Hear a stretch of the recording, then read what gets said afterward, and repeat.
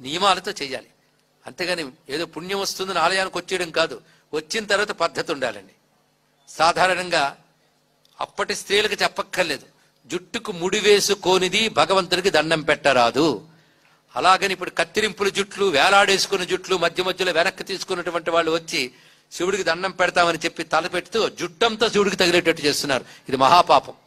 నేను గతంలో కూడా ఇక్కడ చెప్పాం, మేము చెప్తూనే ఉంటాం, గాలిలో కలిసిపోతాయి. దాన్ని అమలు పరచాలనేటువంటి అధికార యంత్రాంగం ఉండాలి, అమలు పరిచేటువంటి చిత్తశుద్ధి ఉండాలి. ప్రస్తుతం అలాంటి వాతావరణం ఉందని నమ్మకంతో నేను చెప్తున్నాను. ఇక్కడ వచ్చేటువంటి యాత్రికులకి ఇన్ని బోర్డులు పెడుతున్నారే, సహస్రనామార్చనకి ఇన్ని వేలు, పూజలకి ఇన్ని వేలు అని ఇన్ని బోర్డులు పెడుతూ ఒక బోర్డు పెట్టండి, ఆడవాళ్ళు జుట్టు ముడి పెట్టుకు రావాలి, జడ వేసుకుని ఉండాలి చెప్పండి. అలాగే వివాహితులైనటువంటి స్త్రీలకి కాలి మట్టెలు ఉండాలి, నుదుట కుంకుమ ఉండాలి. ఇవి లేకుండా గుళ్ళకు వచ్చేస్తున్నారండి. ఇలాంటి సంస్కారాలు, సంప్రదాయాలు. అలాగే చీర కట్టు. అంతేగాని ఆధునిక వస్త్రధారణ చేసుకుని ఊరంతా తిరగండి పర్వాలేదు, కానీ గుళ్ళోకి మాత్రం రాకండి. ఇక్కడ ఇంట్లో పూజ చేసినా, గుళ్ళో పూజ చేసినా కనీసం ఆ సమయంలో అయినా సంప్రదాయ వస్త్రధారణ ఉండాలి. పురుషులకే కాదు, స్త్రీలకి నియమాలు వర్తిస్తాయి. వచ్చి బొట్టు పెట్టుకోండి, బొట్టు పెట్టుకుని రండి, రెండూ చాలా అవసరం. ఇక్కడ శివారాధనకి భస్మధారణ, గంధం, కుంకుమ ధరించి అర్చన చేసుకోవాలి ఇక్కడ. కనుక అటువంటి సంప్రదాయం పాటిస్తేనే దేవత. ఎందుకంటే అక్కడ దేవత చూస్తోంది నిన్ను. దానికి తక్క వస్త్రధారణ ఉండాలి, దానికి కట్టుబొట్టు ఉండాలి. అలాగే పుణ్యస్త్రీలు పాపిడి తీసుకుని పాపిడి దగ్గరకు సింధూరము, కుంకుమ పెట్టుకుని రండి. మీరు అలా రండి, పిల్లలకి అలా నేర్పండి. ఇక్కడ కనీసం ఇక్కడ వచ్చినప్పుడు ఇది ఇతర మతాల వాళ్ళు కూడా వాళ్ళ మత కేంద్రాలకు వెళ్ళినప్పుడు మాత్రం వస్త్రధారణ శ్రద్ధగా చేస్తారు. విదేశాల్లో కూడా నియమాలు ఉన్నాయి. మన ఆలయానికి వచ్చేటప్పటికల్లా ఇలాంటి నియమరహితం కూడదు.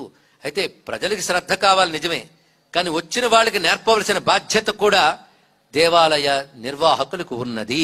ఎందుకంటే దేవాదాయ శాఖ అంటే దేవుడి ఆదాయం మీద మాత్రం దృష్టి కాదు, దేవాలయాన్ని సక్రమంగా నిర్వహించవలసినటువంటి బాధ్యత ఉన్న శాఖ అది. ఇది గుర్తుపెట్టుకోవాల్సిన అవసరం ఇక్కడ. అందుకే ప్రధానం.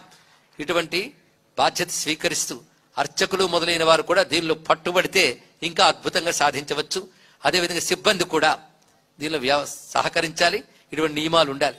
అందుకే సాష్టాంగం ఇత్యాదులు. ఆలయంలో పద్ధతి వేరు. ఆలయంలో స్వామి దగ్గర ప్రదక్షిణ నమస్కారం చెయ్యరాదు.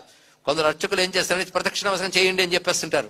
ధ్వజస్తంభానికి బయటే సాష్టాంగం, బయటే ప్రదక్షిణాదులు చెయ్యాలి, కానీ ఆలయం వద్ద స్వామి వద్ద చెయ్యరాదు.